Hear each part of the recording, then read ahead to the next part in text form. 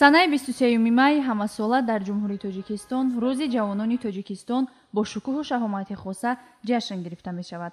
дар моҳвораи рӯзи ҷавонон тамоми корхонаву идораҳо ва муассисаҳои таълимии кишвар чорабиниҳо бахшида ба ин сана баргузор мекунанд. дар донишгоҳи давлатии омӯзгории Тоҷикистон ба номи Садриддин Айнӣ низ рӯзи ҷавонони Тоҷикистон бо шукӯҳу тантана ҷашн гирифта шуд. дар чорабинии мазкур меҳмонон аз Кумитаи кор бо ҷавонон ва варзиши назди ҳукумати ҷумҳурии Тоҷикистон ва устодону донишҷӯёни донишгоҳи давлатии омӯзгории Тоҷикистон иштирок доштанд. чорабинӣ бо суханони табрикотии омӯзгорону меҳмонон оғоз гардид ва дар идома як қатор омӯзгорони ҷавон ва донишҷӯёни фаъоли донишгоҳ бо ифтихорнома ва тӯҳфаҳо қадрдонӣ гардиданд.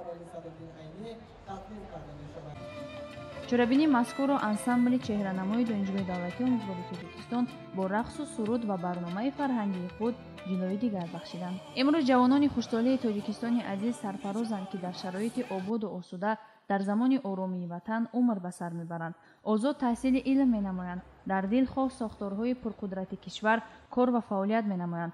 аммо набояд фаромӯш кард, ки ин ҳама озодӣ самараи заҳматҳои шабонарӯзӣ ва ғамхориҳои ҳамаҷонибаи пешвои муаззами миллат муҳтарам Эмомалӣ Раҳмон ва истиқлоли ватан аст. ҷавононро зарур аст, ки бо ҳисси баланди ватандӯстӣ дар партави сиёсати пешгирифтаи пешвои миллат содиқ бошанд, илмҳои муосирро аз худ намоянд ва ҳамчун мутахассиси хуб фаъолият намоянд.